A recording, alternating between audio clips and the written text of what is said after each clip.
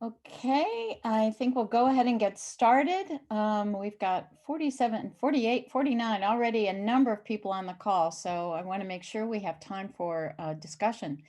So welcome to the fifth CRC Roundtable, a monthly virtual seminar series. Our intention is to host targeted, inclusive, and informed conversation that match scientific advances and management needs. The webinars are designed for contribution, not consumption. So each seminar invites a diverse range of researchers, managers, and other professionals to have conversations around critical topics. The point of this is to build connectivity between all of us and to increase our collective competency for decision making. As a reflection of that intent, the panelists have been given about 25 minutes total to make some introductory remarks, allowing a full 30 minutes of discussion. This is all about us, I mean the collective us, giving us a place to ask the clumsy questions, to practice the bravery and humility necessary for building the future we want. This roundtable follows a webinar on participatory science, and I think represents the type of evolving conversation and learning that we really hope this forum will continue to support. At each of these, we've begun by answering the question of why this topic at this time by these speakers. I think that recent events have pointed out how easily we can become overwhelmed by big, global, hairy problems. And we struggle with how to contribute and how to take the first step. And so the topic I don't think could be more timely with the changes that have happened at almost every scale over the past month, especially as it relates to climate change and climate resiliency. So that's the why at this time. And by these speakers, I think it's a wonderful opportunity from hearing from people that are really have a variety of tools and are trying so hard to be helpful and are trying to figure out what helpful looks like. And so they are Mark Bennett, the USGS Climate Resiliency Workgroup Chair, and Julie Reichert-Wynn, the NOAA Climate Resiliency Workgroup Coordinator. They're going to tag team a presentation. And again, we'll leave 30 minutes for discussion. And they actually have a slide at the end where they really need things from the other participants in this conversation. And I think it's the most wonderful example of a direct ask and a way to engage all of us to help them help us. And so I'm really, really looking forward to the discussion and the conversation. Each of our panelists have extensive experience. I'm sure each of them could fill an hour by themselves, but we've again asked them to limit their remarks to a short time period, and that's a challenge. So Mark and Julie, I will gracefully let you know when we're bumping up against the time if you have gotten a little lost. And if you have material that you aren't able to share because of that time limit, we will find a way to make slides or additional remarks available to all attendees. I'd also point out to the attendees that if we don't get to your question in the time period of the webinar, we do make an effort to forward those questions on to the speakers to get them to respond and then to share that information broadly. So this is really all about us and the collective conversation. So with that, I will turn the podium over to Mark, who is going to kick us off. Great, thanks, Denise.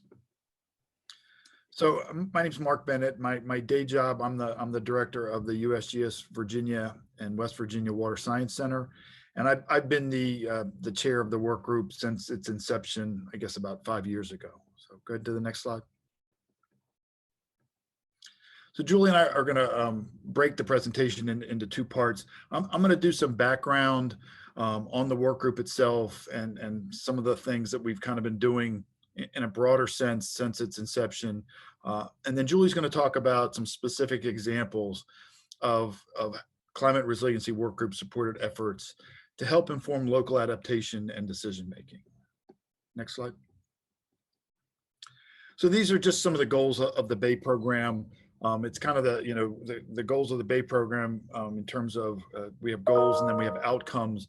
So you see climate resiliency listed as one of the current goals of the Bay Program. It was added in 2014, and that's why the work group ultimately was formed. Next slide. So this is the stated goal of the Bay Program. And ultimately of the work group. So to increase the resiliency of the Chesapeake Bay and the watershed, including living resources, habitats, public infrastructure, community, and really kind of trying to offset some of the adverse impacts from some of the changing environmental and climate conditions that we're seeing. And so this is a pretty broad goal. And when we think about it, climate touches so much in the Bay, and its impacts are so far wide-ranging in the Bay. So the work group itself kind of has a very broad goal to begin with, as opposed to some of the goals, which are related to, numbers of or acres of SAV or acres of wetland. We have a very broad goal to start with, and that's a challenge. Next slide.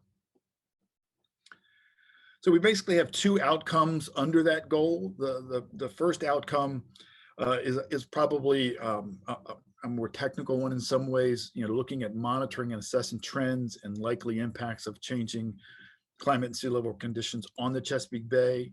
And then the second one is really trying to build more resiliency into the Bay community. So, pursuing, designing, and constructing more resilient restoration and protection projects, for the Bay, and to help, improve the aquatic systems and to protect them from the different impacts of climate change. In the larger perspective, I think we've done probably a lot more work on the first bullet, on the first outcome.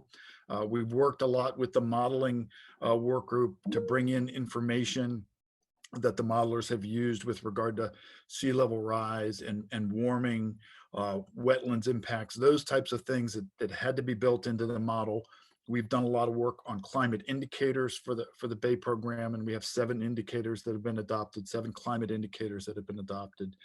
We've worked a lot with the other work groups in the Bay Program as well, just to make them more aware of climate and how climate might be impacting the things that they're focusing on, and to make sure that they're trying to take into consideration climate into their thinking as they go along.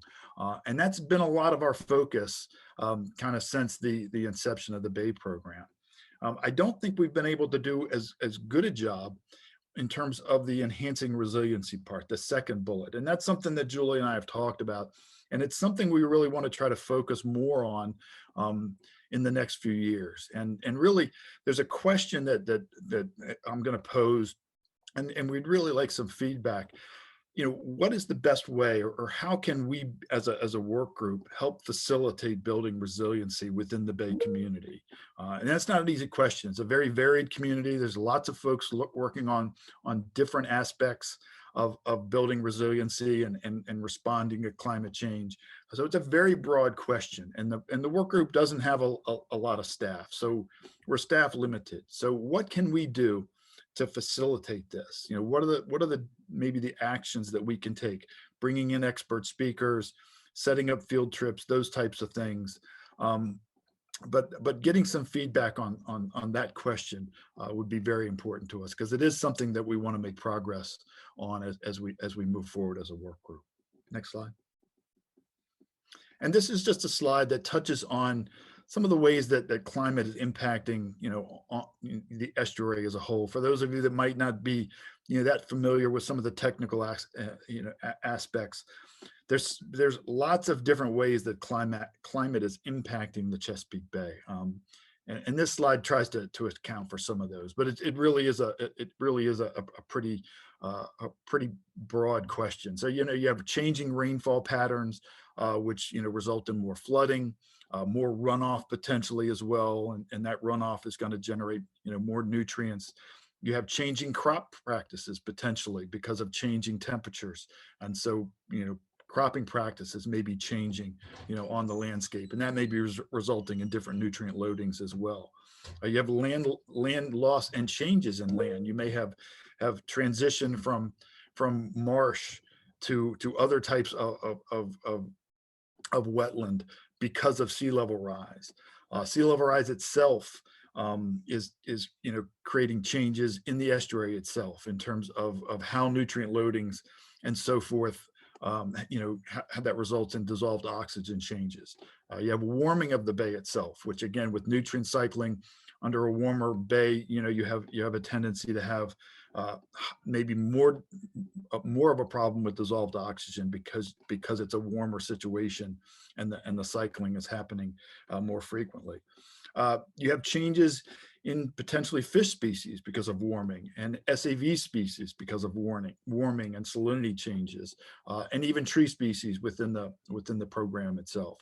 So we have all these different aspects that are occurring in the Bay program. And again, it's a work group. It's just one work group. And so again, all these very broad questions that we're trying to tackle all at the same time, and it's a pretty tall task. And again, we're trying to focus our efforts, and if we could get some feedback on that would certainly help. So that's everything I had, and at this point, I'll turn it over to Julie. Thanks, Mark. I'm Julie Riker-Wynn. I'm with NOAA, the NOAA Chesapeake Bay office, and I joined the work group team probably a little over a year now. So it's been great getting to know everyone and trying to look at what sort of data assessment projects that we've been involved with. As Mark mentioned, the work group has been focused a lot on the assessment piece of our goal for our climate resiliency goal. And so now what I'm really interested in and see, okay, with these assessment efforts, how can we package the data or structure our indicators in a way that can help inform local decision making? And so we've been working through some conceptual models of how this could potentially look. So we've made a lot of progress in developing these physical indicators, which we view as signals of change. And these physical indicators range from increasing air temperatures to increasing precipitation, sort of some general trends around those changes, and also sea level rise and some flooding impacts. But what we don't have is the second piece, connecting those physical change to the impacts and how is it affecting our aquatic ecosystems and how it's affecting our communities and be able to track that. And eventually where we would like to get to, when we're not there yet, is actually identify what would be those resilience activities that could minimize those impacts and allow us still to have thriving habitats and communities. So I'm going to present some specific examples. I just want to say up front, these are projects that are in the very early stages, but we've been putting some work into some conceptual models and working through the logic of how we can sort of connect our indicators to the impacts that would eventually lead to guidance on sort of what activities would help build resilience in Chesapeake Bay. These efforts very much rely on working with our partners and working with the other goal implementation teams and work groups within the Chesapeake Bay program. Because as Mark mentioned, climate change is a huge issue to kind of to tackle, and we can't do it alone with the climate resiliency work group. So we do rely a lot on other work groups and partners to be able to put this information together. So the examples I'm going to focus on is the Bay water temperature change indicator. We're working on developing one. We currently don't have one. And we have been having conversations with the fisheries goal implementation team, how we can connect this to fish habitat impacts. And eventually, and this is just an example, this could lead to recommendations, for instance, like perhaps changing harvest regulation for vulnerable areas. Another example I'm going to present, we've been collaborating with the wetland work group and the GIS team with the Chesapeake Bay program. And that's to sort of create a purpose for our sea level rise indicator to inform decisions around loss in wetlands. And this could also lead, for example, maybe some change in land use management to allow for marsh migration. Next slide. So this is one of the indicators we have up on Chesapeake Progress. We've partnered with the EPA indicator team to package this information. And this is really just showing general trends in these different climate divisions. But you'll see that the overall trend is that we're seeing increases in air temperature ranging from 0.4 to more than 2.5 degrees Fahrenheit per century. And there are future projections showing a warming of 4.5 to 10 degrees Fahrenheit in the region by the 2080s. And this has a lot of consequences at the local level for our ecosystems. This could potentially influence water temperature. There's a lot of work that shows in the main stem of the bay that increasing air temperature also correlates with increasing water temperature. And we're could be in a situation where we're going to exceed thresholds that's optimal for fish spawning, fish habitat, and also potentially create some more challenges in reaching our nutrient reduction goals in the bay. Next slide. So when we've been thinking about developing this bay water temperature change indicator, we really want to upfront ask, what is the management decision that we want this information to inform? And this is where we could really use help, as Denise mentioned, in talking with different groups. Is like, how would you want to see this data, or how would you want it to be packaged to help inform the decision that you need? So for us, it's very important to ask ourselves, what is that management decision up front? We didn't do this with our initial 7 indicators that we have on Chesapeake Progress, but it's something we want to do more when we are developing new indicators, to have that conversation up front. So we have a lot of water temperature data actually, but it exists in different agencies and different sources of information. And so that ranges anywhere from the NOAA buoy data that we have, the NOAA satellite data, and we also have the Chesapeake Bay Program long-term monitoring data. And we also have the Chesapeake Program where they've been putting together these climate projections around water temperature. And there's different ways we can think about this data and how to package it. We could package it to show more broad trends, so what the overall change in water quality. And this could be used for education outreach purposes in the Bay Barometer, for instance. But these are just general trends. Now, if we want to inform fisheries management decisions, then we're going to need a finer scale level of analysis and sort of representing the data from a spatial and temporal standpoint. Eventually, what we would like is for these indicators to help us identify and track sort of these vulnerable areas to, again, inform how we can build resilience. So what would those resilience activities be? We do have a cross Chesapeake Bay Program workgroup proposal in development on water temperature change that we're going to submit to the Scientific Technical Advisory Committee. We're hoping to have a workshop to have this conversation and really bring the managers and experts together to see how can we structure this bay water temperature indicator to be useful, and also identify some management drivers and options to minimize these impacts from increasing water temperature. Next slide. So we had an intern this past summer through the CRC NOAA internship program. She did a great job sort of diving into what these different data sources look like. So we have the Chesapeake Bay long-term monitoring stations, and this is actually monthly data. So, and they tend to aggregate it on an annual time frame. We also have the satellite data from NOAA, and this data can be, for the most part, daily. I mean, there is some, if there's clouds, there's a bit of obstruction, there's some data gaps, but this data can be a daily data set to look at. Next slide. So Shalom, who worked with us over the summer, what she did, she overlaid this information over the designated spawning habitat layers. And we wanted to see, well, with the decisions that people are interested around fisheries management, do we have the right data? Is it in the right temporal scale? Is it in the right spatial scale? And we found there is a bit of a mismatch. So the satellite data, while they can be daily, the satellite data doesn't go up into the narrow tributary areas where these habitats, where the spawning habitat is located. Also, for the long-term monthly monitoring data, there are stations in the spawning habitat area, but in talking with fishery managers, they said they're actually interested in the daily data for certain seasonal timeframes. So the long-term monthly average may not necessarily be suited for the management decisions around fish habitat for spawning, but it could suffice for tracking adult general distribution changes in the bay. So this is just an example of some of the questions we need to ask ourselves when we're building these indicators and how they can inform these different local decisions and the purpose of the data. Next slide. Now I want to talk about an example that we're working with the wetland work group and the GIS team for sea level rise trends and how that's affecting marsh, salt marsh. So we see through our indicator here that the Chesapeake Bay is a highly vulnerable region. We see sea level has risen from 0.5 to 1 foot right now, and future projections are actually showing 1.3 to 5.2 feet over the next century.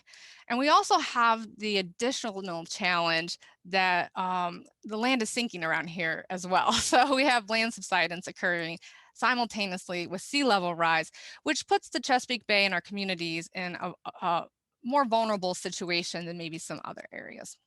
Next slide.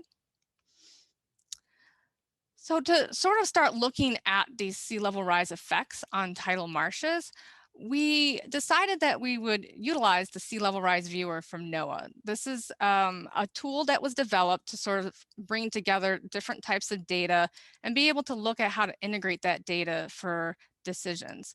But I just want to say up front that this is more of a screening tool. So when we're looking from a local level and the decisions that have to be made at the local level, it will have to depend on site surveys and talking to experts to make sure you're putting the right practices in place for wetland restoration.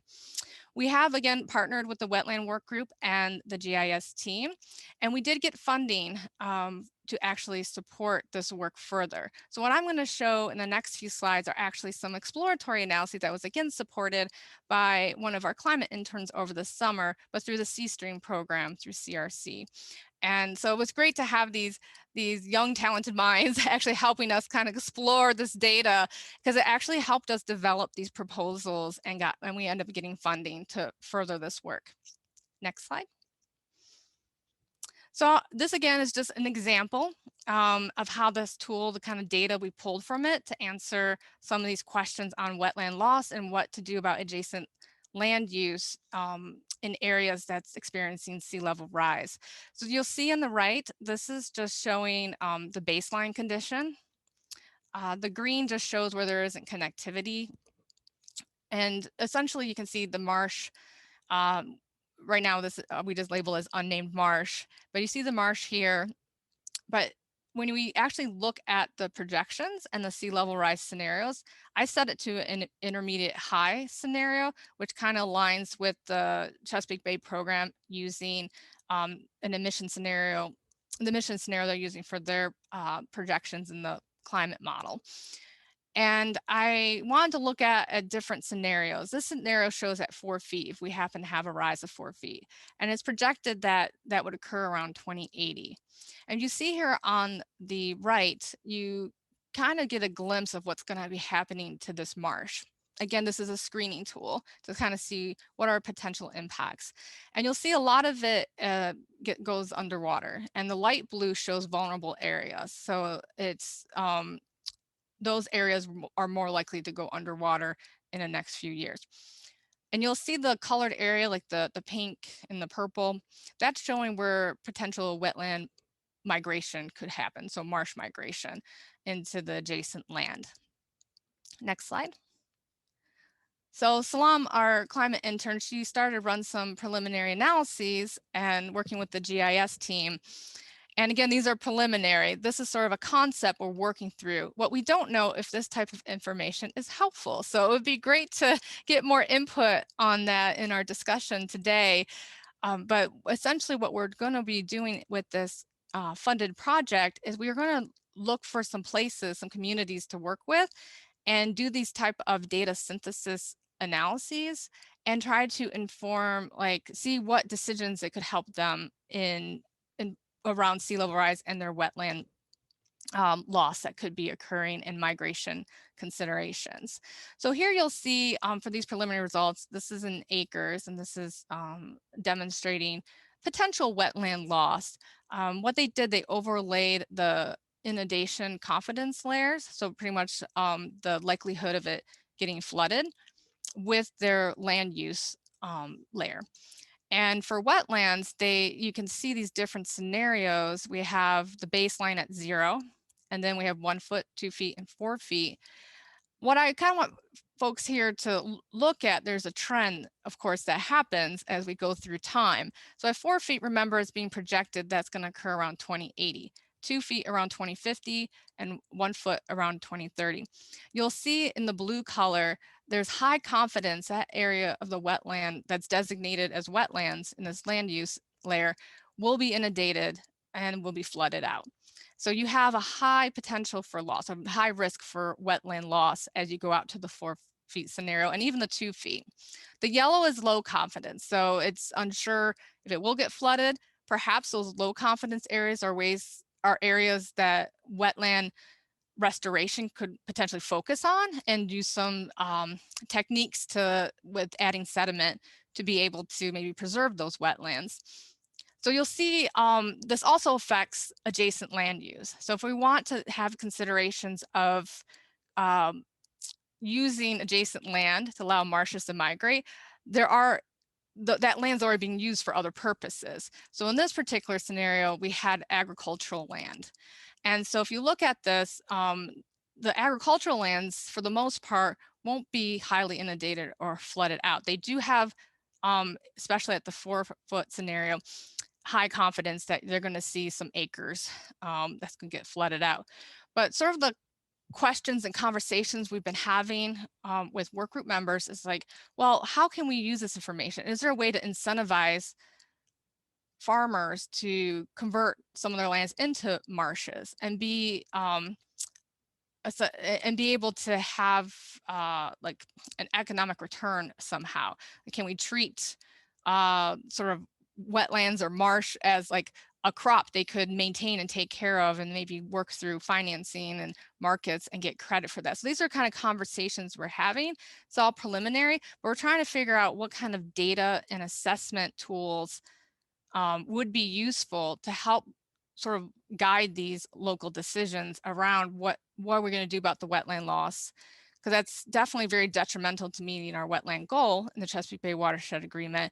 And then what can we do with the adjacent land? There are competing land use for forests, for agricultural lands. So trying to find a way to visually and bring this data together and synthesize it to help inform some of those decisions. Next slide. So here are our discussion questions that we have. As Mark mentioned, we're very interested in hearing from you how the Climate Resiliency Work Group and the Chesapeake Bay Program Partnership, how we can best support communities in building resilience to climate change impacts. What kind of role can we play? I'm also interested in how can our assessment and data synthesis efforts be of use to local communities? Because again, we're putting all this information together. We're trying to figure out the best way to package the data in a way that will be useful in making these decisions. And also, we would like to, if we have time, have a discussion on what types of information or technical assistance are needed by local communities. We do have our work group meeting this afternoon, which is part of our strategic planning. And so that input on that would be great, because we could maybe go back to our work group members and see if this is like something we can provide through the Climate Resiliency Work Group. I think that's my last slide. Julie, you're right on time. Thank you very, very much. That was really succinct and focused. I will give people a few minutes to, I think there's so many people on the call. It might be most helpful if you would type your questions into the chat box and we can, moderate that way. But I would just ask, as people get started, Julie and Mark, can you maybe, what does local mean to you, or what does that imply? So can you help frame your use of the term local? It's a tough question. We have jurisdictional membership on the work group itself, and of course, their focus is building program, within their state agencies. And then we have people that are interested in individual projects or a series of projects in one place, one community. And so again, this is a challenge for the work group, is that we have to work at different scales. We have membership from the Hampton Roads planning district commission, and their focus is that area. So this is part of the challenge of the work group. There's so many different facets, so many different groups. They're all working on things a little bit differently, different BMPs, different aspects of building resilience. And so that becomes part of the question, really, is again, how do we reach these different groups? I have some questions, and they range from specific sort of technical questions to implementation questions. So let me try to group them a little bit. And I think actually I'll ask one that's coming later first, because it follows on that question of local. Allison Kaywood asks, can you talk a bit about how you are thinking about community? Is that grassroots groups, local planners? I guess I'm trying to get a handle on who is the target. And I think you've partially answered that, but maybe you just want to briefly riff on that a little bit more. Yeah, that's always the challenge, right?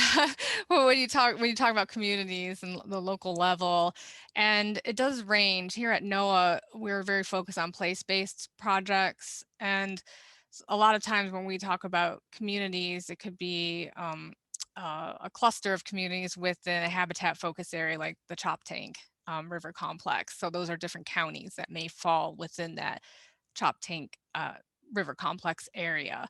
But I know with the Chesapeake Bay Program and some of the projects the Climate Resiliency Work Group is supporting, communities could just be one town.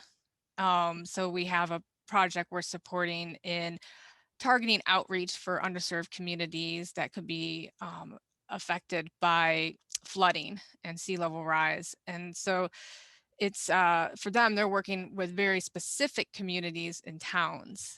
And so I guess it depends a lot on the particular project and the partners we're working with in how they want to approach that.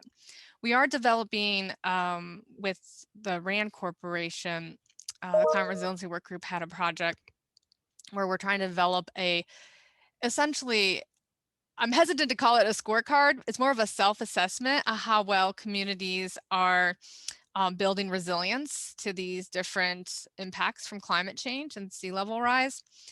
And we're using the strategy that it's really the jurisdictional partners, our state partners, that we want to structure it in a way that they can go to those county officials and have the conversation on what they're building resilience. So sometimes it turns into being very project dependent on what the goal of the project is, and how we end up defining what community looks like. Okay. And I would add that I think we have to try to reach some of those grassroots groups, those NGOs that, but we kind of need to know what's holding them back. Where are they running into obstacles, and what can we do? Again, they may not be coming to our monthly meetings. They probably aren't, but it would still be nice to hear from them as to the types of things that we might be able to do to help. Okay, let me go through, there are very many questions about your wetlands indicator. So let me ask a couple of them to get what that tool represents clarified a little bit. And then there are definitely some questions about implementation and what's getting in the way. So one, Whitman Miller asked, are natural tidal marsh resilience functions being considered? So relative rates of plant growth and sediment accumulation under higher temps and CO2 levels compared with physical sea level range. So that's all about really what's in probably the NOAA tool, what's being considered With a NOAA tool, I would have to say the marsh migration tool they have in there, and talking with our partners with the Virginia Institute of Marine Science, they said that it's very minimal of what's actually incorporated into that tool for the marsh migration. It's definitely I would say a really broad, like a broad assessment of what that could look like. I don't believe all that those considers built in. They're essentially setting it up based on surface elevation tables, and more or less they have an elevation model that they project, and so it doesn't include like groundwater considerations or even land subsidence. It's not incorporating that or sediment load. So yeah, it's a very crude probably way of looking at marsh migration, and very a first level approach at looking at it. Hopefully, moving forward, that tool could potentially be updated or include additional information. But yeah, the wetland migration tool part is, yeah, very, to me, like just a, high level screening tool of, okay, where are some areas that could migrate, and doesn't consider all those different nuances of that could definitely influence the marsh migration success. Right. But Yeah. there are groups that are working Mhm. on adding those more sophisticated layers into the marsh migration models and so forth. In particular, sediment source and sediment availability, plays a huge role in which marshes are going to be able to accrete sediment and keep up with sea level rise, and which ones potentially are going to be lost. And so there definitely are folks that are working on that aspect, and it's ultimately a critical aspect. Mhm. Yeah, well, and so just something that appears as maybe one thing you could do as a work group is sort of be the curator of those other efforts. So local communities can can match up with a partner who is doing more finer detailed work. Yeah, and we actually have some of the members on the work group that are doing that work. Okay. Fred Dobbs asked a question. Very interesting graph from the work of the CRC Sea Stream Intern, which I'll just point out to those on the call is a diversity-based internship program that the CRC runs, and they were a wonderful group of students, and Julie used them to great effect this summer. He says, how did she define inundation? Does it reflect mean high water or inundation on spring high tides or other? She just pulled the layer from the NOAA sea level rise viewer. So they have where they have an elevation model that projects what that inundation would look like. I would have to be honest with you, I don't know all the intricate details of that particular model, but I'm more than happy to send the methodology documentation for that. And so it was really just taking that existing data set, they have that layer, and then she overlaid it with the land use layer that the Chesapeake Bay Program uses.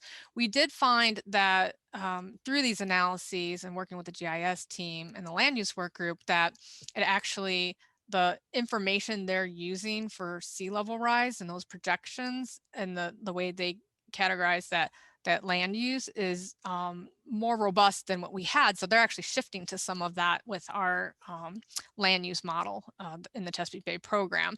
So it's, yeah, so of course there's going to be some work to be done to always improve upon these models, but it definitely is right now a useful screening tool to kind of pinpoint maybe where those vulnerable areas could be. Okay. I am going to switch. Let me ask you one more sort of technical question before we move to a whole group of kind of implementation and engagement questions. What was Jeremy Cox asked, what was the geographic area for the acreage of tidal marsh and ag land to inundation? The entire watershed or a particular state?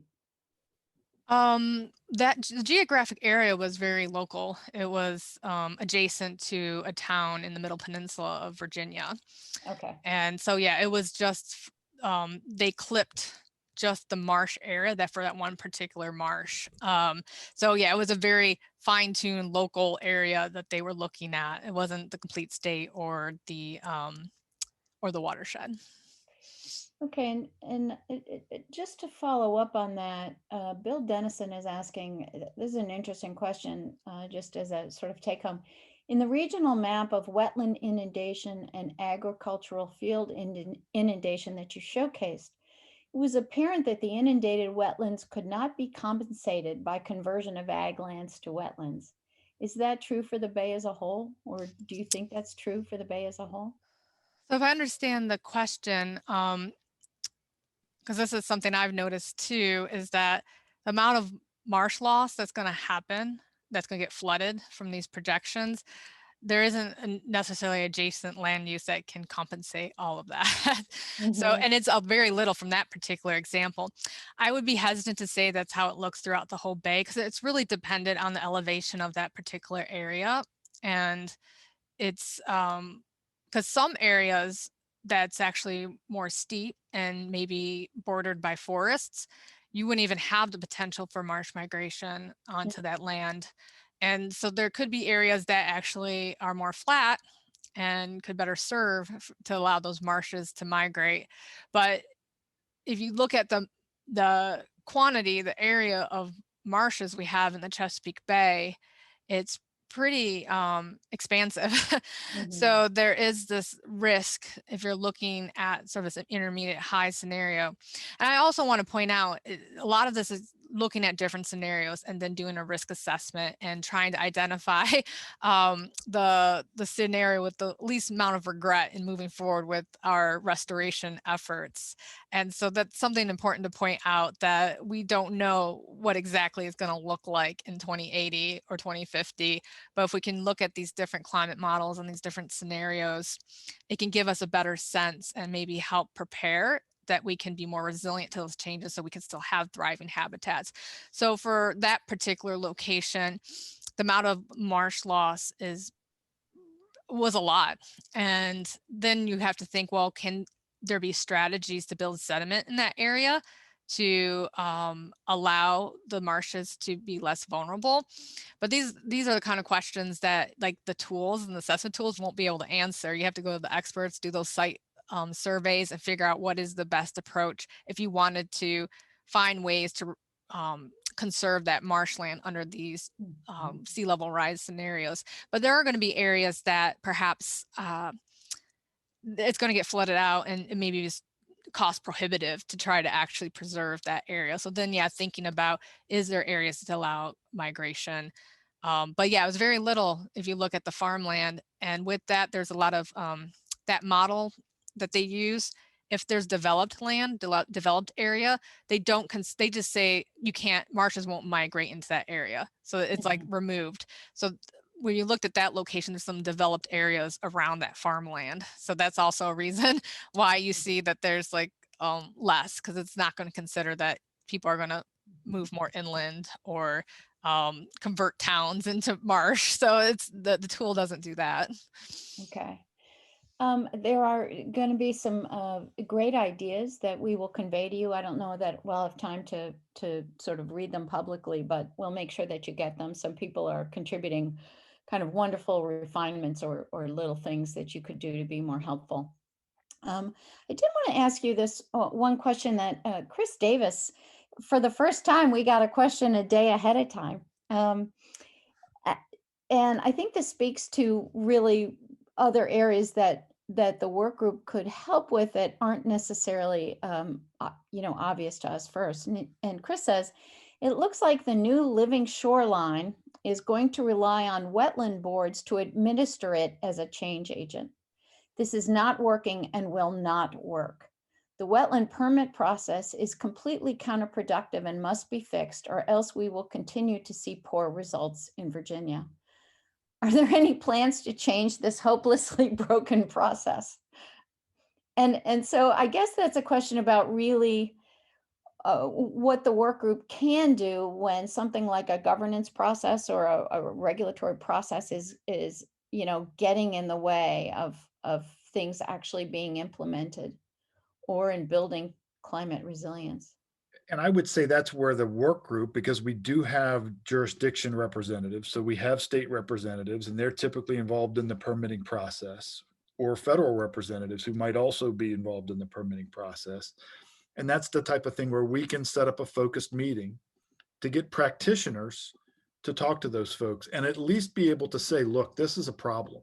And is there a way that we can change some of this? Because this is holding us back. And I know that I remember this happening a lot with oyster restoration.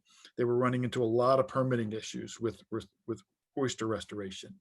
And some of these dialogues did ultimately help change some of that. So again, we have no control over the permitting process, but we can at least connect people that maybe do with the people that are really concerned about it. That's great to know. And that's something I think that's really helpful. And maybe Chris will be following up with you, Mark. Um, another question that's a little bit in that is, let me see. Chris and Saunders ask a question. Do we have enough cursory analysis done to know particular geographies that would most benefit from resilience work and use that to drive initial outreach work? So is that available? Would you know how to sort of target potentially communities that could benefit the most and utilize that? I would say we're not there yet. We're trying to develop the methodologies to be able to get to that information. For instance, the wetland work group and the climate resiliency work, this project, we're trying to set up this methodology. We're actually planning through that project to work with, we're going to identify some communities that we have comprehensive data for. We're including shoreline condition as well with sea level rise and marsh migration information that's more robust than what is necessarily in that NOAA viewer. And we're trying to figure out a methodology that would work to like package that information in a way that maybe we could then expand it to look at these other areas and get a better sense of where the most vulnerable areas are. You can use, like, for instance, that viewer.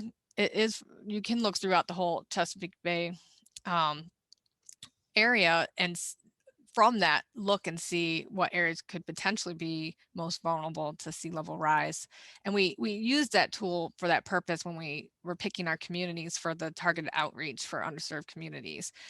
We took that layer and said, well, at this sea level rise scenario, if they're going to have so much flooding, because we had flooding layers from FEMA too, perhaps that's a community we need to work with. So we have used some of these uh, sort of data synthesis or assessment tools to help us target which communities who could be more vulnerable and work with. But I would say we don't necessarily have a comprehensive way of doing it yet, but we would like to get to that point. That might be connected to a more general question that I would pull out of a question or just a comment Andy Warner made. Have you engaged with other initiatives focused on coastal resilience, some of which have been ongoing for years and offer lessons learned? For example, coastalresilience.org, which has projects globally, including along the Mid-Atlantic. So I think the broader question would be, have you engaged with other coastal resilience initiatives and are you partnering with them? Because at the end of the day, Julie, it's you, right? So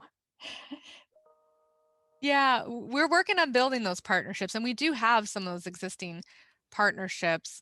For instance, I think I saw in the chat someone mentioned the RAFT tool, which is the Resilience Adaptation Feasibility Tool that's used in Virginia.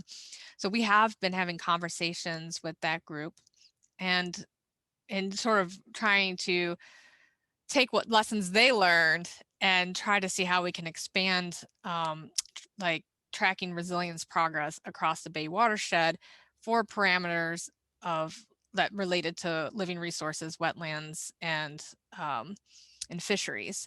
And so we're trying to connect that to local priorities. And it's great because the RAFT tool did a lot of that already, where they connected or they identify what those local priorities are and how they're building resilience at that community level.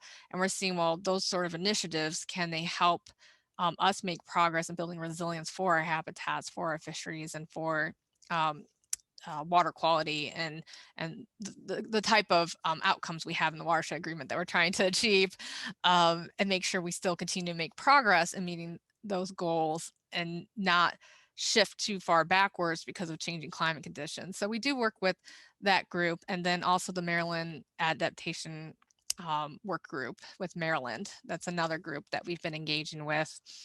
And we are working on, through our work group, there may be a potential to recruit additional members in our work group. So it would be great if there is, even through this webinar, if there are organizations or efforts and there's people who want to get more involved in sort of the initiatives that we focus on, it would be great to have a conversation with them.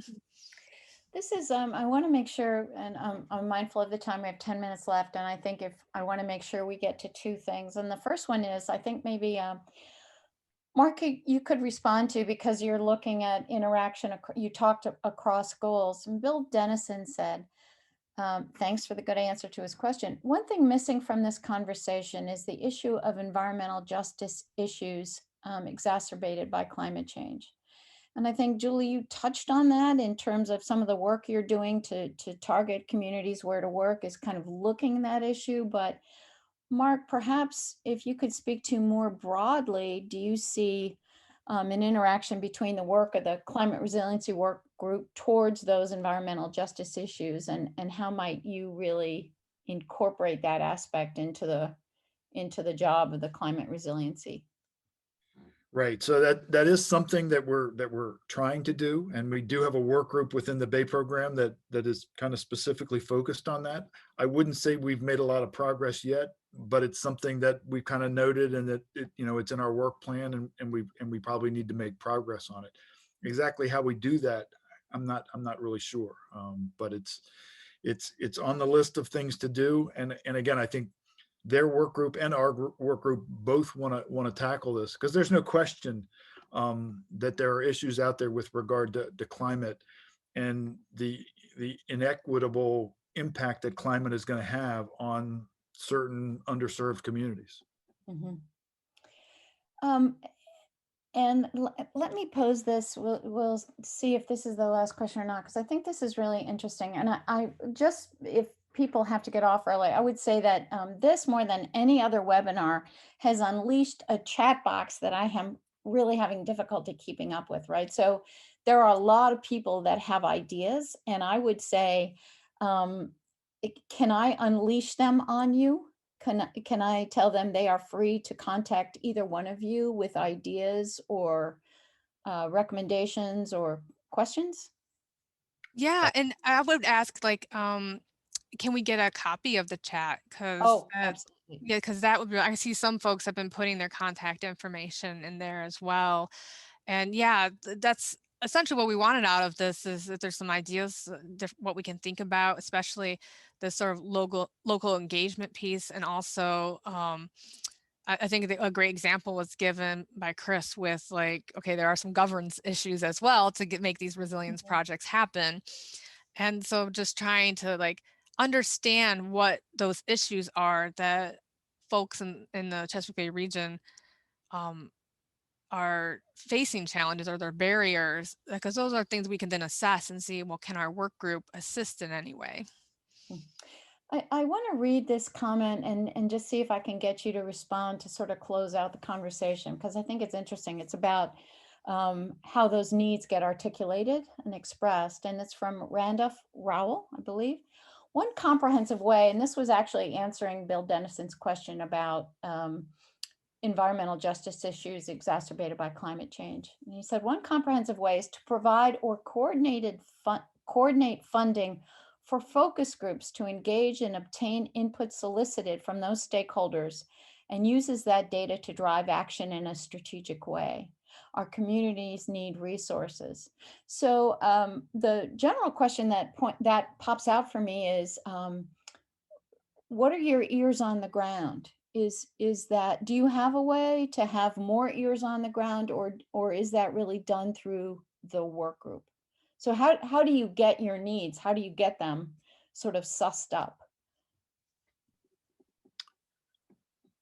I mean, through the work group primarily, although, we do have people that bring issues to us every once in a while that might not be part of the work group, or even, we're kind of constantly reaching out. We have a number of people that are very active in the resilience community, and they bring thoughts to us. For instance, one of our best attended meetings recently was a meeting on blue carbon and blue carbon sequestration, and how credits can be generated, because funding's a big deal to people, right? People want to know where can they generate funding to put in practices. And so, we set up a meeting, and that was the primary focus of the meeting. And it was probably the best attended meeting we've had in years. And so when people bring an idea like that to us and it strikes a chord, then we try to move with it. Mm-hmm. Yep. And then if there is support within our work group and our and also the other work groups that we partner with, there are opportunities to move that forward. For instance, with the blue carbon work, we are partnering with VIMS to host an intern that's going to do our background research on the different crediting protocols and see what are the science needs. Do we have the science we need to actually apply existing blue crediting protocols? Or are we missing something here in Chesapeake Bay that we need to look for support for that research to get that data? And so those conversations, as Mark mentioned in the work group meetings, and we had finance coaches that we invited and different experts, led us to know, okay, what's our next step if we want to actually pursue this. And so our next step was we need to really know what are the missing science needs, and that way we can build it into our science needs efforts in trying to accomplish that. And eventually we would like to perhaps even host a workshop around this topic once we get to the point we need in understanding it ourselves within the work group. Yeah, But and it's a challenge, Denise. I would say it's a challenge. Yeah. There's only so many years within the work group, and it's such a broad, varied community that we don't even know what all the issues even are. Yeah, and I think it's interesting. There was even something, Carol Considine had a science question associated with how you would present the issue. And she had asked, in terms of farmland, has there been any study of impact of saltwater intrusion, which might make conversion to wetlands more desirable? So there are some science issues bubbling up through here.